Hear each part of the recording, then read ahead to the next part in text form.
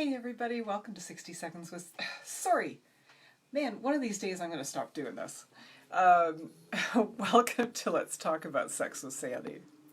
So first of all, before I get into tonight's topic, just to introduce myself to those who don't know me, I am a sex and hormone specialist, and I help people who are suffering from stress, from unbalanced hormones, from low libido, and yes, even from unsatisfactory sex lives. So I help them fix that. And I use a very holistic approach with nutrition, supplements, essential oils, all kinds of things. So tonight's topic is threesomes.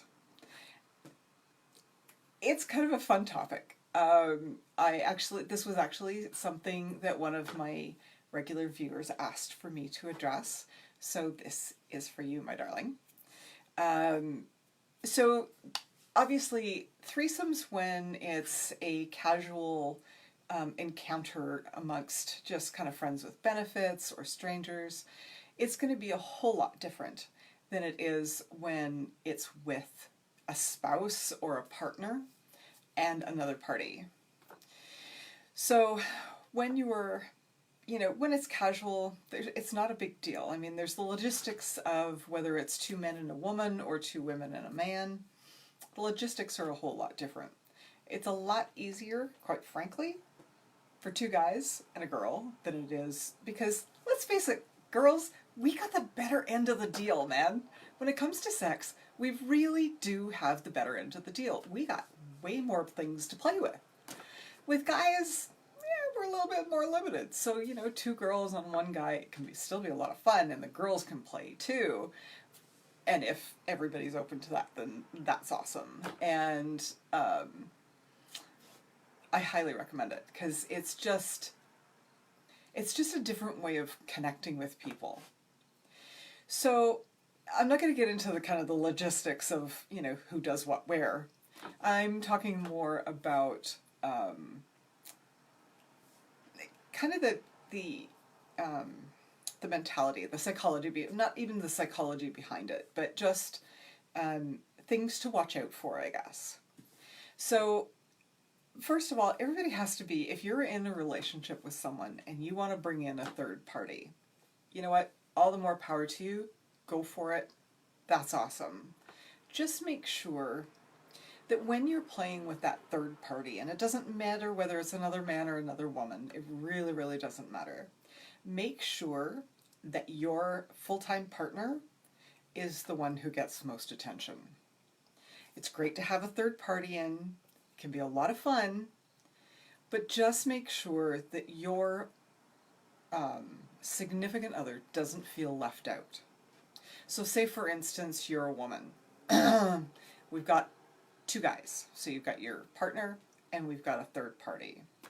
You want to make sure that you're not having so much fun with the third party that your regular partner feels left out. I think it's more of an issue for women, just because when there's two women, especially if the girls don't play. If the girls play together, that's awesome. It's a whole lot easier because there's always parts available. But when there's two women and one guy, it can be a little limiting. You got to get creative. You've got to make things interesting. But it's just something to keep in mind. Do I recommend it? It all depends on your individual situation. Sometimes, when you've been together with someone for quite some time, things can get a little comfortable, a little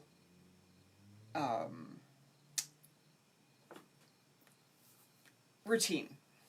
I'm trying to think of polite ways of putting it. And yes, sometimes it can get downright boring. So, there's different ways of spicing up your sex life.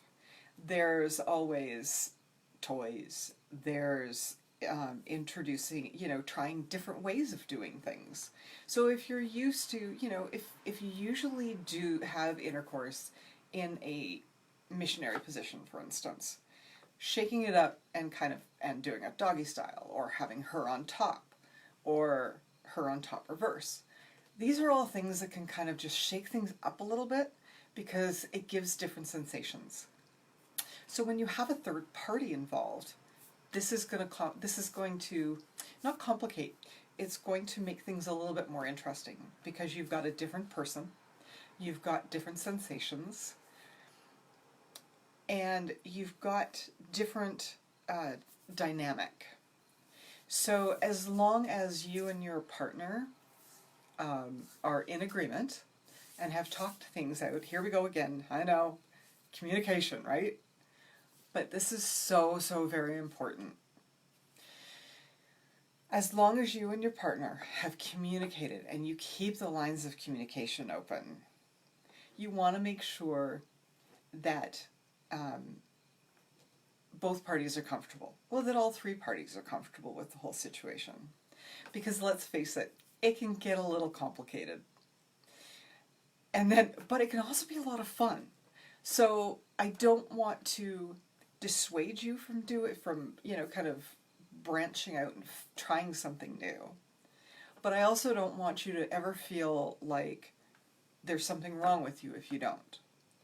If you're monogamous and you have no interest whatsoever in bringing a third party in, you know what? That's fantastic.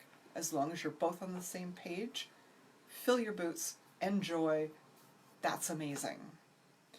But for those who want to venture out and to do something different, I highly recommend doing a threesome first. Now, sometimes doing another couple is a little bit easier because there's always another partner. So it's not so much, sorry, I lost some of my light. It's not so much, pardon me, that it's like two people on one, but you can actually branch off and be with another person that's dedicated to you. And sometimes, and then foursomes are even more fun than threesomes because, well, there's another person involved and you can get into all kinds of interesting positions with a foursome. I highly recommend doing that before you start graduating into things that are beyond the scope of this particular episode. I will probably talk about gangbangs at another time. I will. Because my mother used to say that what's the expression? I dare to go where angels fear to tread. And it's true. I've kind of been like that for most of my life. So I encourage you to, in whatever manner works for your particular relationship, and please don't pressure your partner to do a threesome. You can ask, you can talk about it, but if your partner's not comfortable with it, please don't pressure them. Please don't make them feel like there's something wrong with them or that you're unhappy with them. Now, if you are, that's a horse of a different color. But if you're happy in your relationship and you just simply want to do something different to spice up your sex life, which I'm a huge advocate of, then do what's right for the two of you. Don't hesitate to explore and to do new things, but never make the other person feel less than. Because you know what? We're all different. We all have different needs.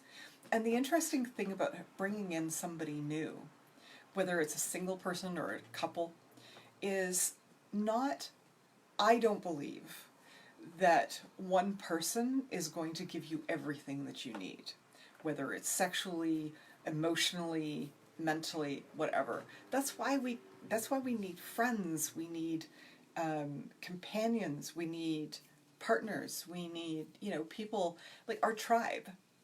So I've got a pile of people in my life who I absolutely adore, And they each contribute something different into my life, which is amazing.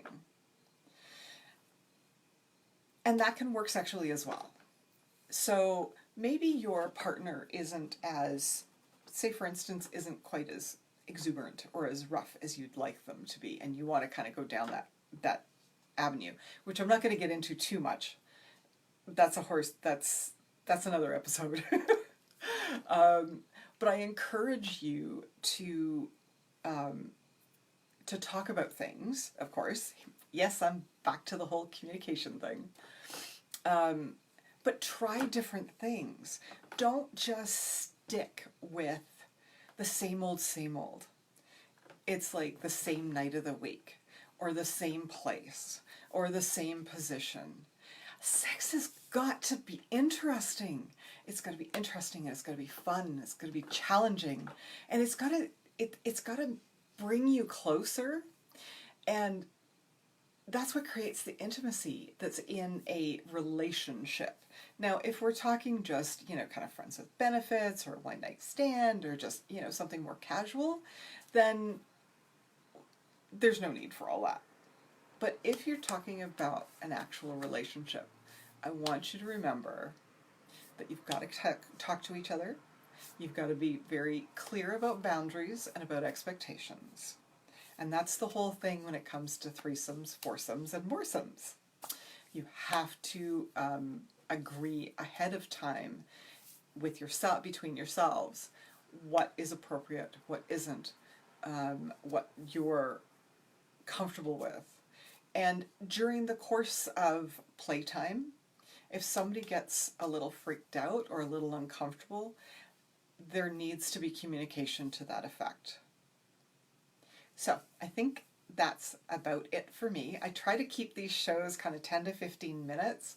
When I get doing a podcast instead of the Facebook Lives, they might be a little longer, but we'll cross that bridge when we come to it. So thank you for joining me.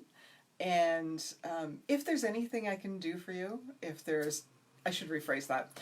If there's any way I can help you with your hormones, with your health, with, getting your sex life back, then please feel free to PM me, and we can do a 30-minute chat with Sandy, either on the phone, on Skype, or FaceTime, or Messenger, or whatever. There's all kinds of avenues to chat.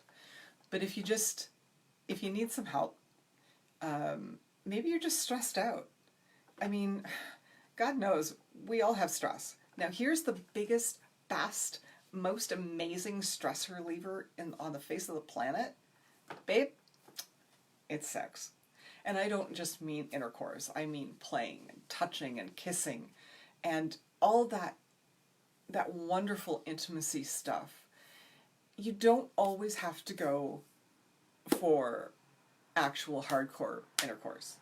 You can do oral sex, you can do touching, cuddling will help, for heaven's sakes. But yes, actual intercourse and like full-blown sex is amazing for stress relief. But it's the orgasm that's going to really, really help. So, that's it for me. Hope you've enjoyed the show, and we'll see you next week. Mwah! Well, technically you'll see me out and about all the time, but you know what I mean. Love you guys. Mwah. Bye.